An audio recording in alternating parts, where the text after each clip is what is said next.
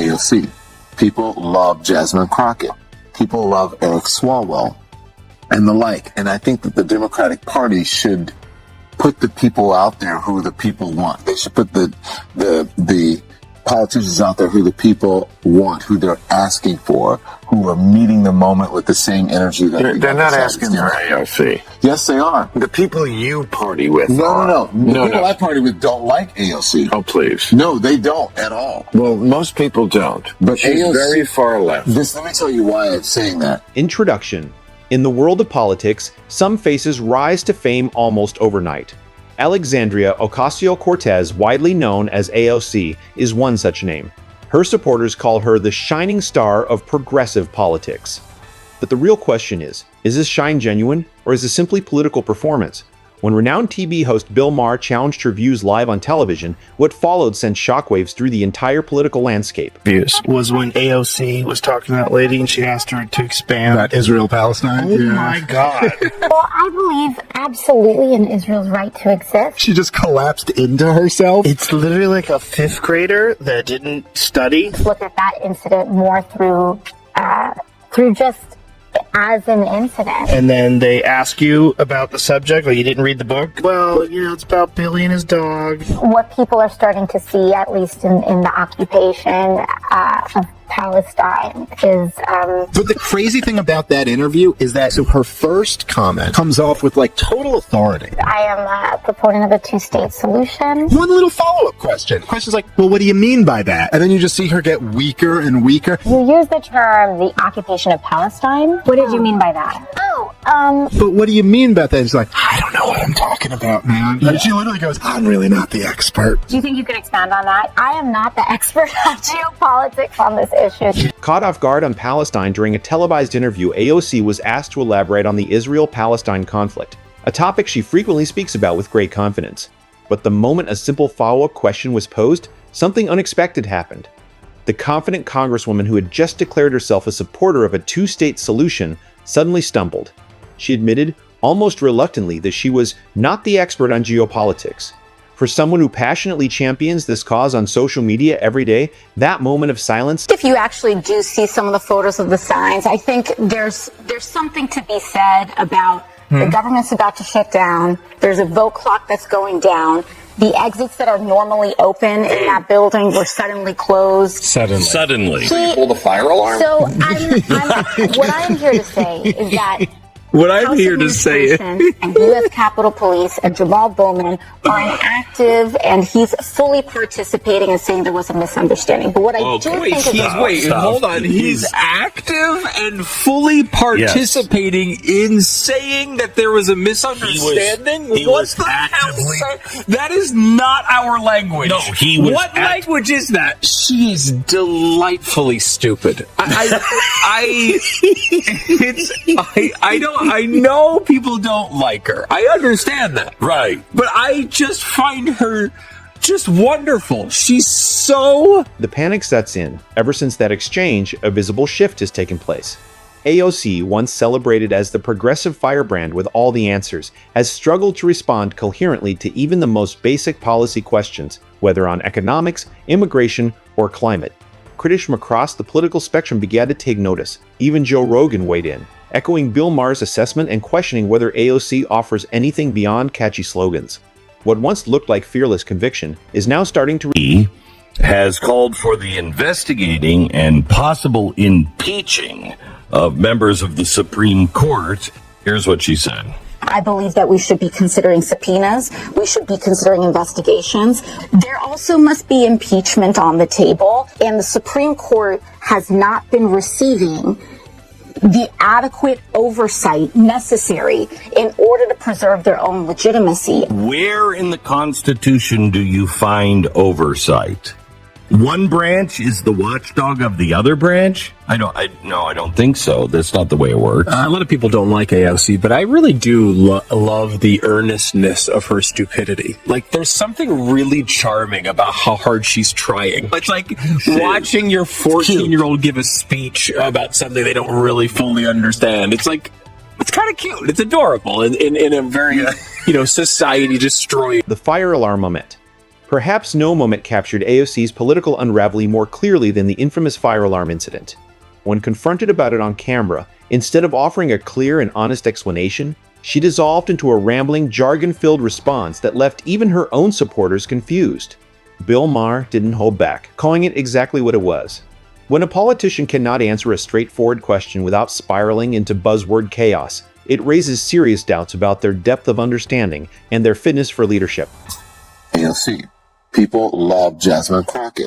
People love Eric Swalwell and the like. And I think that the Democratic Party should put the people out there who the people want. They should put the politicians out there who the people want, who they're asking for, who are meeting the moment with the same energy that They're not asking for AOC. Yes, they are. The people you party with No. The people I party with don't like AOC. Oh, please. No, they don't at all. Well, most people don't. But She's AOC very far left. Let me tell you why I'm saying that. AOC has mastered the art of sounding important. Terms like systemic injustice, intersectionality, and marginalized communities roll off her tongue with impressive ease. But here's a problem. Saying big words is not the same as having big ideas. More and more people are beginning to see through the theatrics. Her once electrifying persona is now being exposed for what many believe it truly is, a social media brand built on passion and noise rather than policy, depth, and real-world solutions. Loud does not mean right. Emotional does not mean effective. For AOC and Donald Trump on the same ticket. Because they're authentic. No, because they're authentic. I don't think that. Okay. That done. I think you're wrong about that. What people like about people like Trump and That's Fetterman phony. is because it's irrelevant to her life. But you don't know her life. I know that being a gorgeous woman who I wouldn't even know was Hispanic in a city that has 1 million Hispanics and it does not treat them badly. But that doesn't mean she doesn't struggle. That doesn't mean that she was set down. It implies it. But that doesn't mean that she was set down in a Hispanic ghetto in the Bronx and had to deal with that growing up, and that she's come from a working class family. It implies that it implies that in some way she's behind the 8 ball. Because of that, and it's just not true. Even AOC's most vocal defenders are struggling to stay consistent. During a heated debate, Don Lemon confidently declared that the people are demanding AOC step up as a political leader.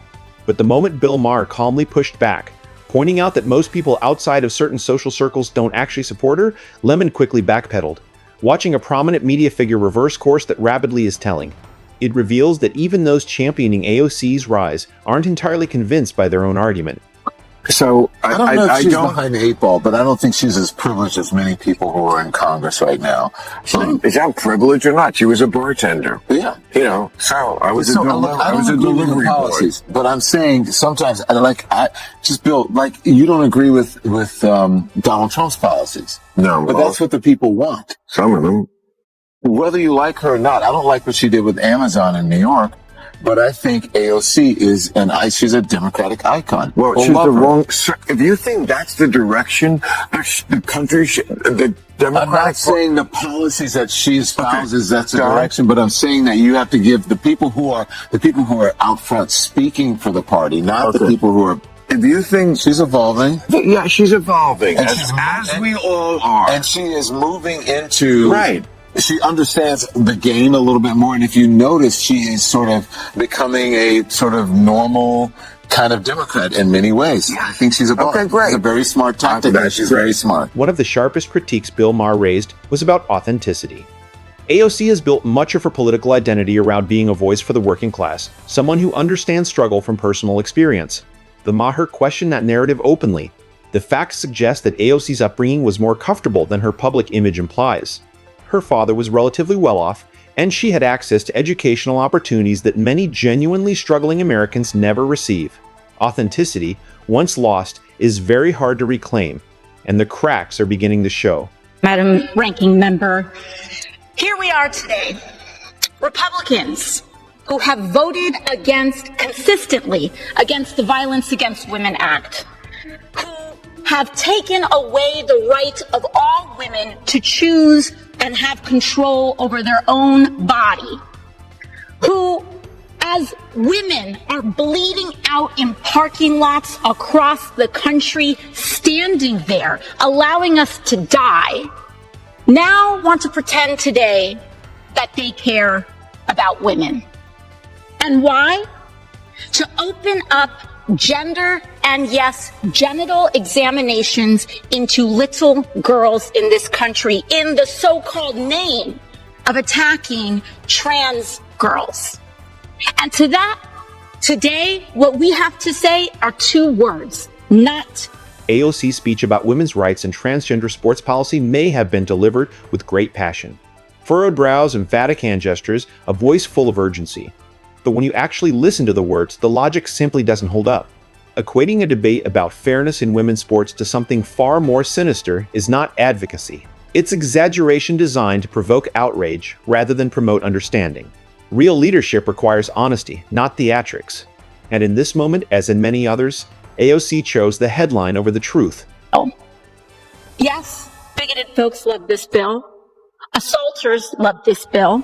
But also, CEOs love this bill. Because Los Angeles is on fire right now. And this is the number one priority this majority has. Thank you, and I yield back. In the end, the curtain has been pulled back. Bill Maher didn't destroy AOC with personal attacks. He simply asked her to defend her own positions, and she couldn't. Her arguments are shallow, her theatrics are transparent, and her political brand, built more on performance than principle, is beginning to crumble under the weight of real scrutiny.